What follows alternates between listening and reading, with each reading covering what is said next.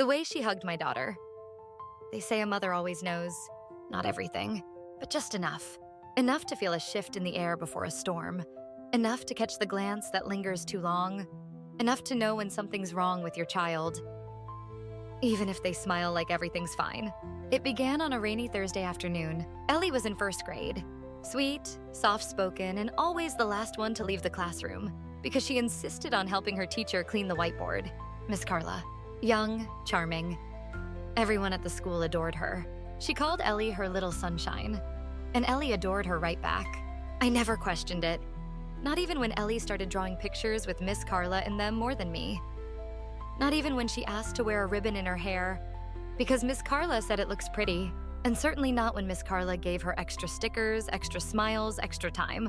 I was just glad Ellie felt seen, until one afternoon. I arrived 5 minutes earlier than usual, umbrella dripping, jacket soaked, and I saw it, through the classroom window. The way Miss Carla hugged Ellie, not a casual have a nice day hug, it was longer, tighter, and her eyes weren't on Ellie. They were on him, David, my husband. He stood there, smiling. Not the awkward dad smile, but the smile I hadn't seen in months. The one he used to save for me. It vanished the second I stepped in. Carla let go of Ellie so quickly it looked like guilt. David turned to me too fast. "Hey babe, got off work early." I forced a smile. "Oh, so early you beat me to pick up?" He laughed it off. Miss Carla straightened her blouse, said something about how well Ellie's been doing in spelling. I nodded, listened, but something inside me was shifting. That mother sense. The one that sees what kids miss. The one that can smell dishonesty under perfume and professional smiles. That night, Ellie told me she wanted to make a bracelet. "For who?" I asked. "Miss Carla," she said. I smiled gently. "She must be special." Ellie beamed. "She says Daddy makes her laugh." I froze. "What do you mean?" Ellie twirled her spoon in her soup. She said he's the funniest dad in the whole school. The spoon clinked. Max, our golden retriever, lifted his head like he felt it too. A fracture. A line in the wall. That night, while David showered, I checked his phone. I didn't plan to, but you know how betrayal works. It whispers, it scratches, and eventually it pulls your hand toward the truth. There were no obvious messages, no saved contacts named Carla, but one thread caught my eye. No name, just a number. And heart emojis. Lots of them. I opened it. "Thank you for today. You make the long days worth it." No mention of Ellie, no mention of school. Only him and her. I didn't sleep that night. Not because I had proof, but because for the first time, I didn't feel crazy for suspecting. I felt seen. By the silence. By the space between their smiles. By the way Max refused to go near David's jacket anymore. Friday afternoon, I arrived earlier again. This time with coffee. I handed one to Carla. She smiled, too wide, thanked me, told me how special Ellie was. Then she mentioned something I hadn't told her. "I heard you were thinking of changing jobs. David mentioned it yesterday." I blinked. I hadn't decided. "Oh, my mistake," she said quickly, brushing her hair back. I must have misunderstood. I didn't respond, but I smiled, because that was the first crack in her mask. That night, Ellie asked why I was quiet.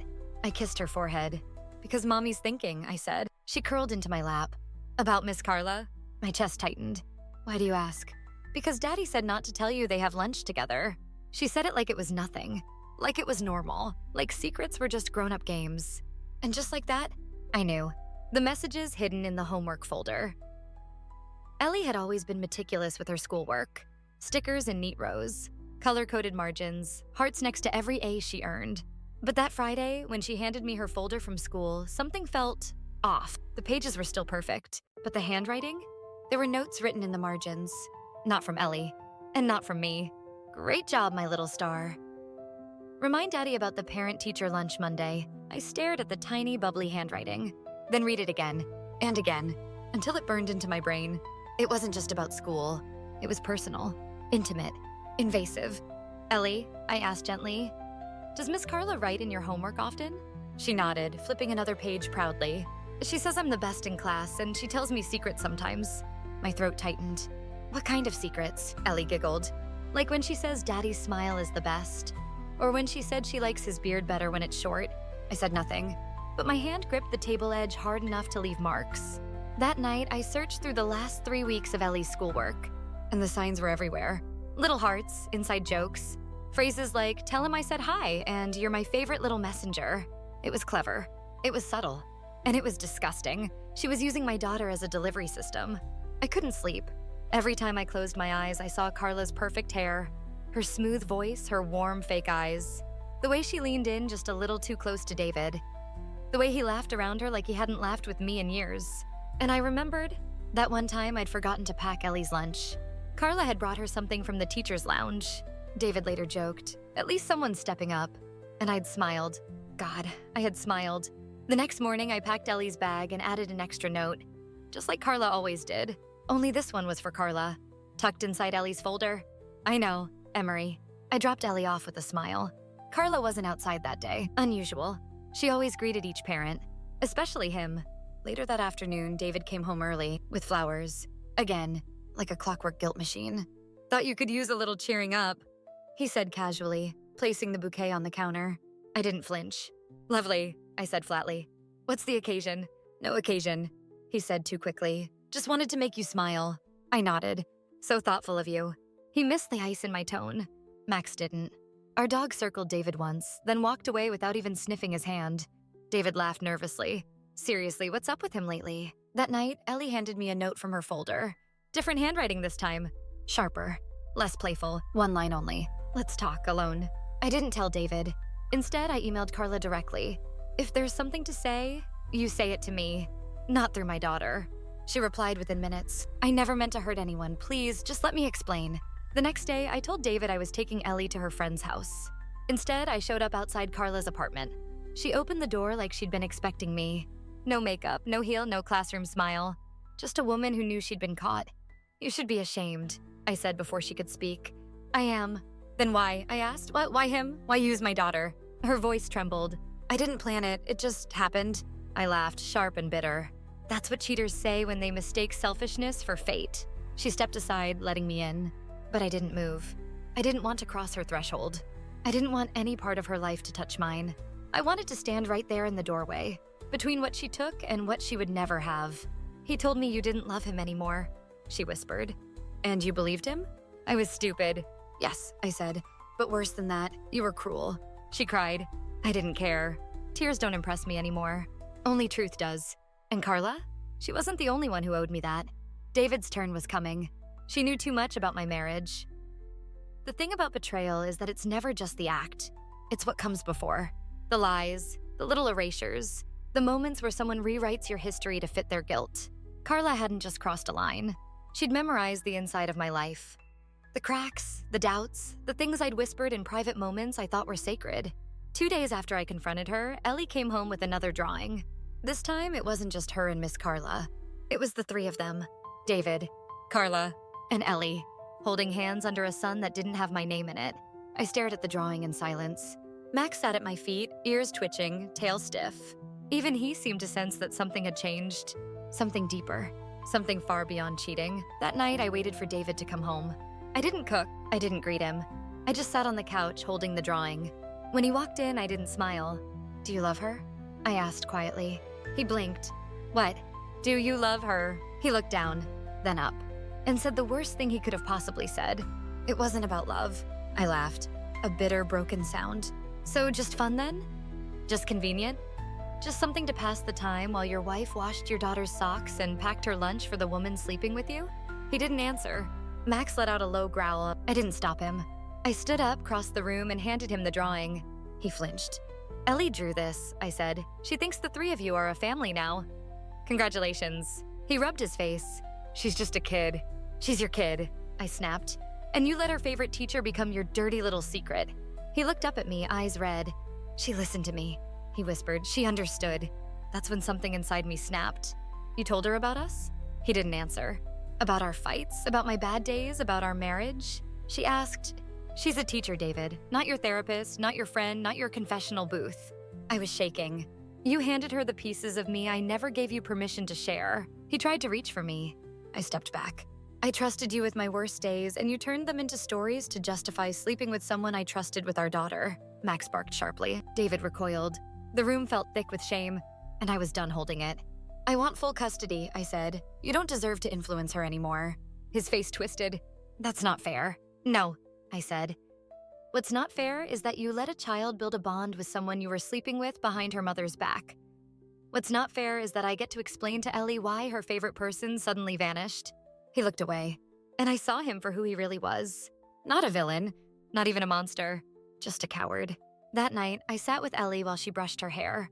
"Mommy," she asked, "did I do something wrong? Miss Carla isn't smiling at me anymore." My throat closed. "No, baby," I said softly. "You didn't do anything wrong."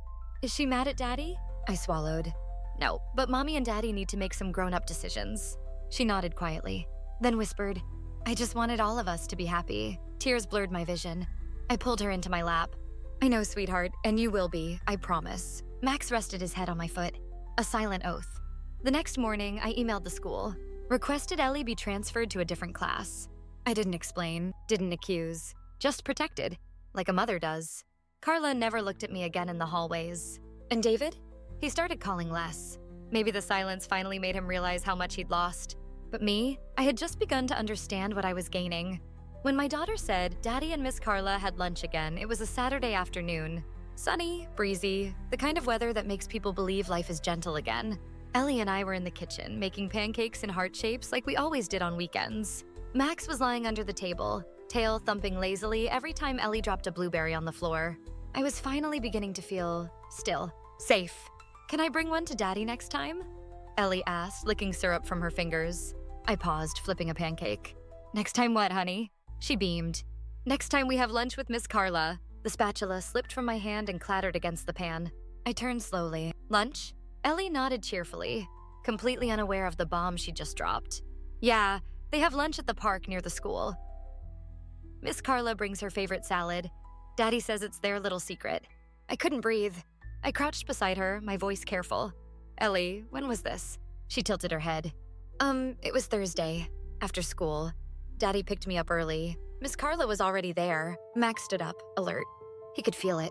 My body stiff, my heart racing, my hands trembling as I reached for Ellie's little fingers. "And did they do that before?" She shrugged. "Lots of times." I bit down on the scream rising in my throat. I had told David to stay away. I had warned Carla to back off. I had transferred Ellie out of her class. But they were still meeting. Still lying. Still dragging our daughter into their sick little secret. That night, after Ellie went to bed, I sat at the dining table with a glass of water that tasted like ash. Max rested his chin on my foot again, like he always did when the pain got loud. I stared at the wall, wondering how people like them could sleep at night, wondering how many more lies I hadn't uncovered. Then I remembered something. 2 weeks ago, Ellie had come home with a new bracelet. Green and silver. She'd said Miss Carla made it. When I asked why, she smiled and said, "Because Daddy told her green is Mommy's favorite color." And I realized they had turned me into a character in their twisted story. Wearing my favorite colors, feeding my child, playing pretend. But I wasn't part of it. Not really. Just the scent name in the background. The wife-shaped ghost they stepped around to feel less guilty. I picked up my phone. Called David. He answered on the third ring, voice casual. "Hey, everything okay?" I didn't answer. Just asked one question. "Did you and Carla have lunch with Ellie on Thursday?" He hesitated. "Too long." "She invited us, just being friendly. Ellie was happy." "Don't use my daughter to justify betrayal," I said coldly. "Emery, come on." "No, you come on. Come to my house, right now, and face what you've done." He didn't respond. But 20 minutes later, his car pulled up. Max growled before the doorbell even rang. David stepped inside, eyes tired. "Can we talk calmly?" I nodded, then handed him Ellie's drawing from that afternoon. 3 smiling faces, a picnic basket, a bright sun, and a title scrawled in crayon. "Lunch with Daddy and Miss Carla." He stared at it. Didn't speak. I pointed at the page. "She thinks this is normal. She thinks it's okay to lie to Mommy. She thinks this is family now." David swallowed hard. "She's a child. She doesn't understand." "Exactly," I snapped. "And you're teaching her that betrayal is something you can smile through." He looked up, jaw clenched. "She's happy." "No," I said, trembling. "She's confused, and you're letting her live inside a fantasy while the real world falls apart around her." Max barked, sharp, final. David flinched. For the first time, I saw a flicker of shame in his eyes. "I didn't mean for it to go this far," he whispered. "But it did," I said. "And now you don't get to play Father of the Year when your loyalty is buried under every lie you fed that woman." He didn't argue, didn't apologize. He just stood there, defeated. And I realized I wasn't scared of him anymore. "You're not allowed to see her without me present," I said quietly. "Not until I decide what kind of father you're willing to be." He nodded once, then walked out. I locked the door.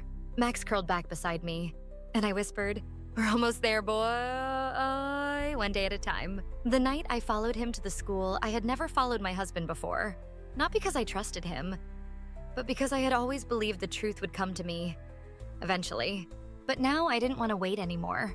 I didn't want to hear it from Ellie or find another crayon drawing that broke my heart. I wanted to see it, with my own eyes. So when David said he had a late work meeting, I smiled, nodded, packed Ellie's overnight bag for her weekend at my sister's, fed Max early, and waited. He left the house at 6:17 p.m. Didn't kiss me goodbye. Didn't say he'd be late. Just the usual, don't wait up. I watched his car disappear down the road. Then I grabbed my coat and keys. Max tried to follow me, but I knelt down and kissed his nose. "Not this time, boy," I whispered. "Stay and protect home. I'll bring back the rest." I stayed far enough behind that he wouldn't see me, but close enough to see every turn he made. He didn't drive toward the office. He didn't even head downtown. He drove to the school, our daughter's school. On a Friday night, he pulled into the staff lot and parked behind the gym. The area was dark, tucked away behind hedges and fences. Perfect for hiding, but not from me. I waited 5 minutes. 10. Then I saw her, Carla, walking across the lot with a tote bag slung over her shoulder. She didn't look like a teacher tonight. She looked like a woman trying not to look guilty. Tight jeans, open coat, heels clicking like a countdown. She smiled when she saw him, and he kissed her like I never existed. It wasn't just the kiss. It was the comfort, the ease, like they'd done this 100 times. Like this was their Friday night tradition. While I made dinner, while I braided Ellie's hair, while I folded his shirts. I couldn't move, couldn't cry. I just watched. Watched the man I married lean against a car that I helped him choose, holding a woman who taught our daughter the alphabet. Then they walked into the building. Together, I waited a full 20 minutes, then got out of my car. My hands were cold, but my rage was fire. I wasn't thinking clearly, didn't have a plan. But my feet moved anyway, toward the side door, toward the flicker of fluorescent lights down the empty hallway. The classroom door was open, and I saw them. David sitting on Carla's desk, her between his legs, whispering something that made him laugh. There was a mug in her hand, the one with "Best Teacher Ever" painted in Ellie's handwriting. I stepped inside, quietly. They didn't see me at first, too wrapped up in their little fantasy, so I cleared my throat. Once, sharp, like a bullet in a silent room. They both froze. David turned first, his face drained of color. "Emery," I held up a hand. "No lies, not tonight." Carla backed away. Her mouth opened, but no sound came out. "Do you enjoy using my daughter's name to decorate your affair?" I asked her. "Does it make you feel less guilty?" "Please," she whispered, "it's not what you—" "Don't insult me," I snapped. "You're standing in the classroom where my daughter learned to write, and you turned it into your motel." David stepped forward. "Let me explain." "No," I said. "You've done enough explaining. To her, to whoever else." I looked around. The books, the tiny chairs, Ellie's artwork still pinned to the wall. "She trusted you," I said to Carla. "And you let her become your cover story." Her voice cracked. "I didn't mean to, but you did it anyway." I turned to David. "Do you love her?" He didn't answer. That was all I needed. I stepped back. I'm done waiting for the truth to land in my lap. I've seen it. And now I'll burn every piece of this lie down before I let it touch Ellie again. I walked out before they could say another word. I didn't cry, didn't scream. Just walked into the cold night air where everything felt more honest than anything they ever gave me. When I got home, Max was waiting at the door. He sniffed me once, then whined. He knew. I knelt down and buried my face in his fur. "It's over," I whispered. All of it. But it wasn't over yet. Because the next morning, Ellie asked, "Why didn't Daddy come home last night?" The picture in her drawer and the bracelet I gave him some betrayals hit like a scream. Others hit like a whisper. This one? It felt like a silent explosion inside my chest. Because no matter how many lies David and Carla had fed me, nothing could prepare me for finding a piece of myself inside her drawer. It happened 2 days after the confrontation at the school. I hadn't seen David since. No calls, no texts, just silence. Which was ironic. He used to complain I was too quiet. Now he finally knew what that silence felt like. Ellie, meanwhile, was quiet too. Not confused, not angry. Just off, like her world had tilted slightly, and she hadn't figured out how to stand in it yet. That morning, I received a call from the school principal. Professional, cold, careful. "There's been a complaint about Miss Carla's boundaries with the student. You're listed as the parent." My heart skipped. I swallowed. "What kind of complaint?" He hesitated. "There are photos, drawings, notes. We'd like you to come in." I dropped Ellie at my sister's. Max tried to follow me again, but I needed to walk into that building alone. This time, not as a wife, not as the betrayed, but as a mother demanding the truth. The principal greeted me with a stack of papers and a folder. Inside were copies of Ellie's recent classwork. Only it wasn't homework. It was pages filled with hearts. Little scribbles like, "Miss Carla loves Daddy's laugh." They always sit together. "Don't tell Mommy, it's our secret." My stomach turned. "This is grooming," I whispered. "She's manipulating my child." The principal didn't disagree. "We've placed Miss Carla on leave. Her desk is still here if you wish to retrieve anything your daughter may have left behind." I nodded and walked to the classroom one last time. The room looked the same, but it didn't feel the same. It felt like poison had seeped into the walls. Ellie's name was still on a chart near the bookshelf. Her pencil case, her drawing pinned above the whiteboard. But what caught my eye was Carla's desk, still slightly open, like an invitation. I don't know what made me do it. Call it instinct, or maybe closure. But I opened the drawer, and that's when I saw it. A picture, framed. David and Carla. Not recent. From months ago. Taken during a school fair I couldn't attend because Ellie had the flu. They were laughing. She was leaning on his shoulder like they'd always been something real. And then I saw the bracelet. Silver, delicate, with a small charm that said E and D. My gift. I had it custom made for our anniversary. I remembered the day I gave it to him. He'd cried, said it was the most meaningful thing he'd ever received. And now it was in her drawer, not lost, not forgotten, given away. I didn't cry. Not there. I placed the bracelet back in the drawer, took the photo, and left. That night, I sat at the kitchen table with the picture in front of me. Ellie was asleep. Max was curled at my feet. I stared at their faces, their smiles, and realized something chilling. They weren't hiding. They were celebrating. David didn't just cheat on me. He turned our love story into a souvenir. He gifted my memory to her, and she accepted it, like it belonged to her. I burned the photo, in the sink, watched it curl and blacken, ashes of a lie. And as the final corner burned, I whispered, "That was the last thing you ever took from me." I didn't tell Ellie. Not yet. But I knew the time would come. And when it did, I wouldn't say he was a bad man. I'd say he was a weak one. And that weak men often borrow strength from the women they destroy. When Ellie found out before I told her, I thought I was protecting her. From the truth. From the hurt. From the weight of betrayal that even I struggled to carry. But I was wrong. Because the truth had already found her. And she had carried it in silence. Longer than I ever imagined. It was a rainy Sunday. The kind that makes the house feel smaller. Ellie was coloring on the living room rug. Max rested beside her, head on his paws, always near. I was folding laundry, trying to act normal, trying to pretend I wasn't haunted by the image of Carla's drawer, of the bracelet, of the photo. Then she spoke, quietly, without looking up. "Mommy, do people still love you when you lie to them?" My hands froze mid-fold. I turned slowly. Her eyes were still on her drawing. I sat beside her. Her heart pounding. "Why do you ask that, baby?" She paused, then whispered, "Because I lied to you." I held my breath. She looked up, eyes watery, lip trembling. I knew about Daddy and Miss Carla. I knew they were together. I saw them kiss at school. My vision blurred, but I didn't cry. Not yet. I reached for her hand. "Ellie, I didn't want to tell you," she said quickly. "Because I thought, if you didn't know, you wouldn't be sad. And if I pretended, maybe Daddy would stop." Max let out a soft whine, like even he understood the weight in her little chest. I pulled her into my lap, held her so tightly I thought I might break us both. "You didn't do anything wrong," I whispered. "Not one thing. You were trying to protect me. And that's not something a child should have to do," she sniffled. "I just wanted us to be happy again." I rocked her gently. And for the first time since all this began, I cried. Not for David, not for Carla, but for my daughter. For the innocence she'd lost. For the moments of confusion she'd kept hidden behind smiles. She pulled back. "I asked Miss Carla once if it was okay to kiss someone else's daddy." My stomach twisted. She told me that grown-ups make their own rules. That was when the pain turned to fury. This woman hadn't just betrayed me. She had manipulated my child, twisted her understanding of right and wrong, taught her that secrets were a kind of love. I looked Ellie in the eyes. "Sweetheart, I need you to hear this. What she told you is wrong. Love doesn't live in lies. Real love is honest, and you..." I touched her chest gently. "You deserve to grow up knowing the difference." She nodded slowly, then whispered, "Is Daddy coming back?"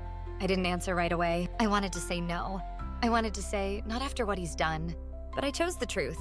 Daddy will always be your dad, but he's not coming back to live with us. Will he be mad I told you? No, I said firmly. And if he is, that's not your fault. It's his. That night, Ellie slept in my bed. She curled against Max, her breathing soft, safe. I sat beside them, staring into the darkness, and I whispered into the quiet, "Thank you for telling me, baby. Thank you for being braver than I ever asked you to be." I didn't know what came next. Court dates, lawyers, custody agreements. But I knew one thing with absolute certainty. The woman my daughter would become would be nothing like the woman who broke her. She would grow up knowing truth, and boundaries, and strength. Because from now on, I would show her how. The confrontation that broke her mask. I didn't go there as a wife. I didn't go there to ask why. I went there as a mother. And that changes everything. The school board had already suspended Carla, pending an investigation, pending questions they should have asked long ago. But I didn't want a meeting. I wanted a conversation, face to face, woman to woman. So when I showed up at her door that Friday evening, she didn't open it right away. She peeked through the window first, and she looked terrified. Good. When she opened it, she didn't say anything, just stood there in a thin sweater and guilt. I held up the bracelet. "Do you remember this?" Her face drained. I didn't know it was from you. I smiled coldly. "You didn't ask because you didn't care." She stepped back, letting me in. I didn't sit. "I'm not here to scream. I'm not here for closure. I'm here to give you one chance to look me in the eyes and admit what you did." Carla trembled. "I made a mistake." "No, you made a series of choices, each one worse than the last. You seduced a married man. You used a child to carry your secrets. You stood in a classroom and smiled at me while destroying my home." Tears welled in her eyes. But I didn't flinch, because I wasn't the broken one anymore. "You think this was just about love?" I asked. "You think I'm here because I want him back?" She stayed silent. I stepped closer. "I'm here because my daughter asked if it's okay to lie to people you love. Because you, a woman she trusted, taught her that betrayal is just another kind of friendship." Carla covered her mouth. "I'm sorry." "No, you're not," I said. "You're sorry you got caught. And if I hadn't walked into that classroom that night, you'd still be lying to her. To me. To yourself." She started crying. I didn't stop her.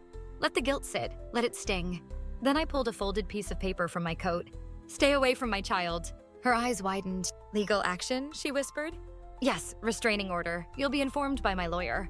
She sat down on her couch, shaking. I never meant to hurt her. "But you did," I said coldly. "And that's something you'll carry long after this is over." Before I left, I paused by her bookshelf. A photo of her with other teachers. Smiling, bright, young. She looked so harmless, and that's what made her dangerous. "You wore kindness like a costume," I said softly. "But I see you now. And I promise you this. Ellie will never remember you as anything other than the woman who tried to take her family and failed." I opened the door, and before I walked out, I added, "Goodbye, Miss Carla. You taught us both a lesson. Just not the one you planned." That night, I held Ellie close. Max curled at the end of the bed, tail thumping in quiet approval. We didn't talk about Carla. We didn't have to. The silence had changed. It wasn't heavy anymore. It was peace. The day I took back my life, taking your life back isn't loud. It's not throwing his clothes on the lawn. Not screaming into the void. Not posting cryptic quotes about betrayal. It's quiet. Like getting up in the morning and no longer checking your phone for an apology. Like cooking dinner and not setting a third plate out of habit. Like looking in the mirror and finally liking what you see. I woke up that morning to the sun spilling across my pillow. Ellie was still asleep. Arms around Max like he was her favorite stuffed animal. And maybe he was. He had guarded her through every dark corner of this storm. And me too. I made coffee. Strong. Black. No sugar. And for the first time in a long time, I didn't feel bitter sipping it alone. I felt whole. I had filed for full custody the week before. The restraining order against Carla had been approved. David hadn't contested either. Maybe he was too ashamed. Or maybe he just didn't care enough. Either way, the silence from him no longer felt like abandonment. It felt like freedom. I updated my resume that afternoon, sent out applications, even had a Zoom interview scheduled by evening. I hadn't worked since Ellie was born, but that didn't scare me anymore. Because now I wasn't doing this for survival. I was doing it for us. Ellie came home from school with a painting. It was a picture of her and me, and Max. We were holding hands under a big blue sky. The sun had a smiling face again, and there were no extra figures in the background. "Do you like it, Mommy?" I pulled her into my arms. "It's perfect." That weekend, I cleaned the house. Not to erase the past, but to make space for the future. I took down old pictures, moved the furniture, bought new curtains that let in more light. Ellie helped paint one wall sky blue. Max stepped in the tray of paint and left a paw print on the floor. We left it there, as a mark, of where we began again. On Sunday, I treated us to pancakes at a small cafe. It was the kind of place I used to think I needed someone to enjoy with. But as Ellie giggled across the table and Max sat like royalty beside us getting endless head pats from strangers, I realized this was better than anything I'd imagined. "Mommy?" Ellie asked, her mouth full of whipped cream. "Yeah, baby?" She looked up at me with eyes full of sunshine. "Are we okay now?" I reached for her hand, squeezed it gently. "We're more than okay." Later that evening, I opened an email. A job offer. Remote position, flexible hours, great pay. My hands trembled, not from fear, but from pride.